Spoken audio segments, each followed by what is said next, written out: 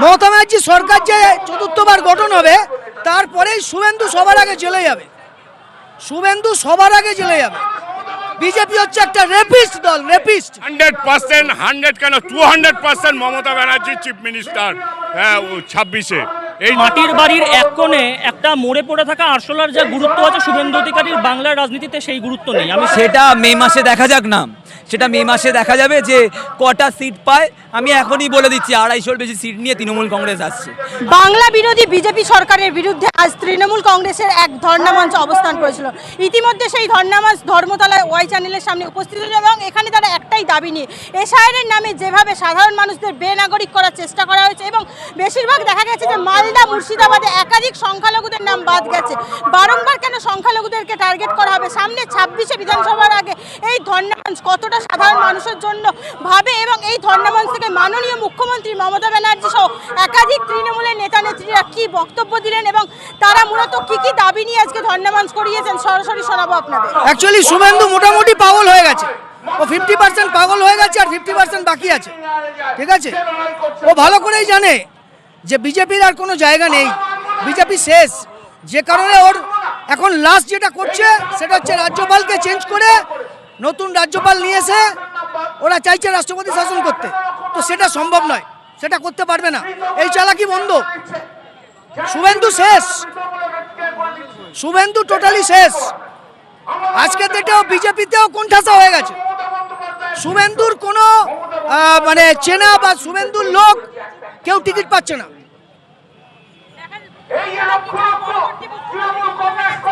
পরবর্তী মুখ্যমন্ত্রী আমাদের মমতা ব্যানার্জি হবে।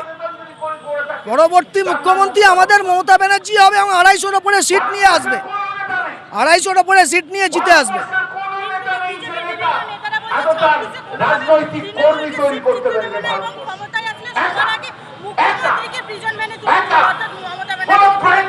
খুব তাড়াতাড়ি আমি আপনাকে বলছি, মমতা ব্যানার্জি সরকার যে চতুর্থবার গঠন হবে তারপরেই শুভেন্দু সবার আগে জেলে যাবে। শুভেন্দু সবার আগে জেলে যাবে। শুভেন্দু এত চিটিংবাজি করেছে এত মানুষের সাথে।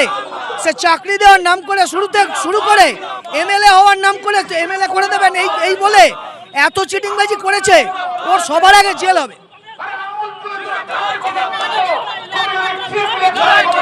নারীদের ক্ষমতা যদি বিজেপি দিতে পারতো তাহলে উত্তরপ্রদেশ, উত্তরাখণ্ড, বিহার তাহলে এত রেপ হতো না, এত রেপ হতো না, তাহলে হাতরাস কাণ্ড হতো না।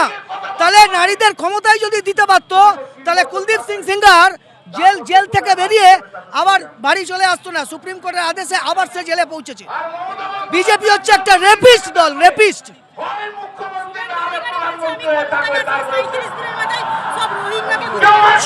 টোটাল বিজেপি দলটা হচ্ছে জুমলা দল, জুমলা।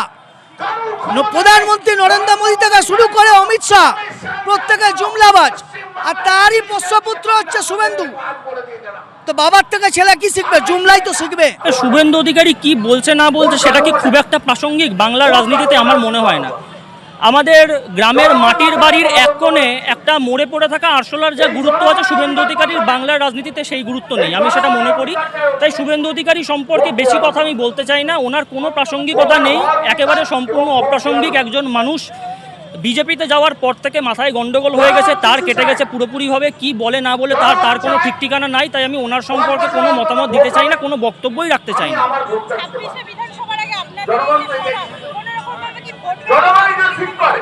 দেখুন, আমি একটা কথা বলি, আজকে আমরা প্রত্যেকে এখানে উপস্থিত হয়েছি মমতা বন্দ্যোপাধ্যায়ের ডাকে।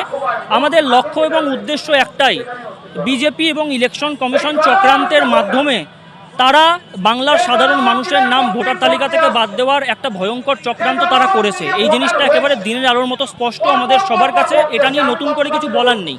কিন্তু একটা জিনিস আপনাদেরকে বুঝতে হবে যে একটা পরিবারে যদি একজন মানুষ রোজগার করে, সেই মানুষটা আজকে যদি এসআইআরের এই হ্যারাসমেন্টের ফলে আত্মহত্যা করে বা মারা যায়, তো সেই মানুষটা যদি আজকে মারা যায় তাহলে পুরো পরিবারটা পথে বসতে পারে। তো সেই দায় কার?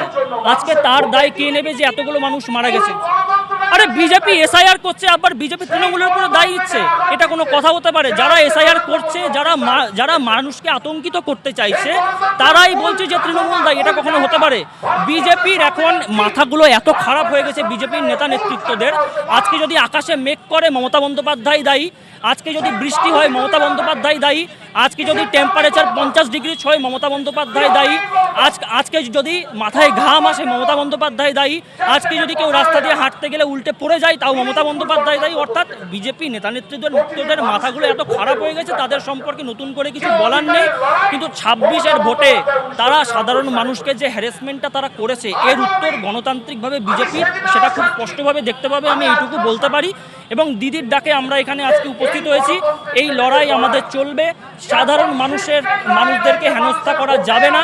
যারা এখানে জন্মেছে, যারা এখানে কাজ করে, যারা এখানে খায়, যাদের এখানে পরিবার আছে, যারা বৈধ ভোটার বাংলার, তাদের নাম বাদ করা যাবে না। এটা আমাদের একমাত্র দাবি, একমাত্র উদ্দেশ্য, এবং সেই উদ্দেশ্য নিয়ে আমরা এখানে এসেছি। মমতা বন্দ্যোপাধ্যায়কে চতুর্থবারের জন্য মুখ্যমন্ত্রী আসনে আমরা অধিষ্ঠিত করতে চাই, এটা আমাদের এক এবং একমাত্র লক্ষ্য। শুভেন্দু অধিকারী প্রথমত সভাতে তো একটা ভিড়ও হচ্ছে না, এটা প্রথম কথা। 10টা লোকও শুভেন্দু অধিকারের পরিবর্তন যাত্রায় হচ্ছে না। কি পরিবর্তন করতে গিয়ে যে অপরিবর্তন হয়ে যাচ্ছে সেটা বুঝতে পারছে না শুভেন্দু অধিকারী। তো মমতা ব্যানার্জি আজকে এক ডাকে আপনারা দেখতে পাবেন এত মানুষ মানে একসাথে হয়েছে। বলেছিল অভিষেক ব্যানার্জি প্রেস মিটিংয়ে বলেছিল যে জেলার বাইরের লোক আসতে না, তারপরে মুর্শিদাবাদ, উত্তর দিনাজপুর থেকে আমাদের তৃণমূলের কংগ্রেসের কর্মীরা এসছে। এটাই মমতা ব্যানার্জির ভালোবাসা, সবাই মমতা ব্যানার্জিকে এইভাবেই ভালোবাসে। অবশ্যই মমতা ব্যানার্জিকে আজকে সমর্থন করতে এসেছি। মমতা ব্যানার্জি না আসলে তো সেটা আমাদের তৃণমূল কংগ্রেসের দুঃখ।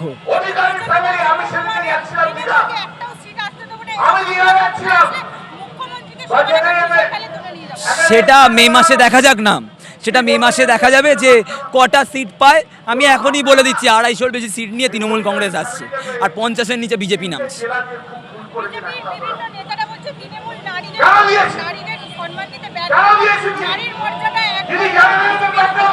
নারীদের সম্মান যদি না দিত তাহলে এত নারীরা আজকে রাস্তায় সুরক্ষা থাকতো না। আর আপনার কাছে গুগল রয়েছে, আপনি এখন লিখবেন যে ইন্ডিয়ার সেফেস্ট সিটি কোনটা, দেখাবে কিন্তু কলকাতা। এটাই মমতা ব্যানার্জি। কে কি বললো, কটাক্ষ করলো, সেদিকে তো আমাদের নজরপাত নেই। যেটা অ্যানালাইসিস হচ্ছে, যেটা রাজ্য দপ্তর থেকে হচ্ছে, সেটা আমরা দেখব।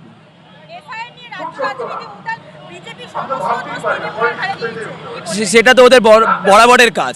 যখন হাতরাসেতে আমার বোনটির ধর্ষণ হয়েছিল তখন একটা কথাও ওরা বলেনি। যখন ইউপিতে একাধিক ধর্ষণ হয়, গুজরাটে ধর্ষণ হয়, সেই কথাগুলো নিয়ে একবারও বলে না। যখন কলকাতায় কিছু একটাও যদি হয় সেটা দুর্ভাগ্যজনক, অবশ্যই সেটা আমি স্বীকার করছি।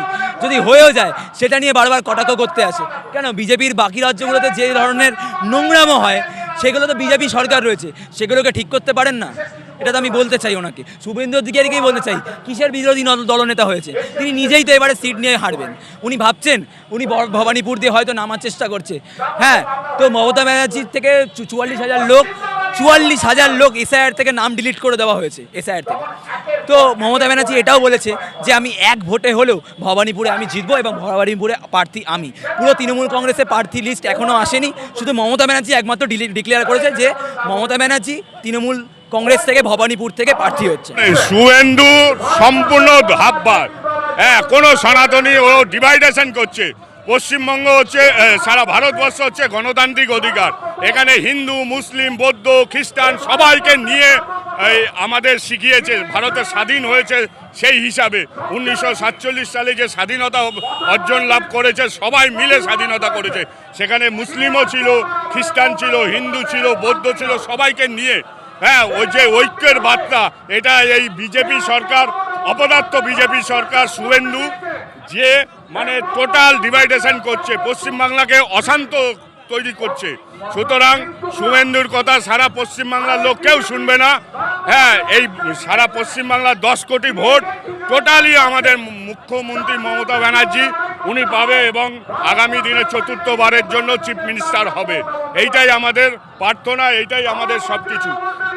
আর মহিলাদের জন্য যে সুযোগ সুবিধা করে দিয়েছে, লক্ষ্মী ভাণ্ডার বলুন, হ্যাঁ, স্বাস্থ্যসাথী কার্ড, 5 লাখ টাকা পর্যন্ত ক্যাশলেস ফেসিলিটি, সারা ভারতবর্ষের কোনো সরকার এটা বানাতে পারেনি। এই মেডিক্লেম যে স্বাস্থ্যসাথী কার্ড, এইটা মানে অপূর্ব একটা ঘোষণা করেছে। 100%, 100 কেন 200% মমতা ব্যানার্জি চিফ মিনিস্টার 26-এ। এইটা মানে কোনো রকম বিভেদ নেই। এটা সারা পশ্চিমবাংলার মানুষ এইটাই চাচ্ছে।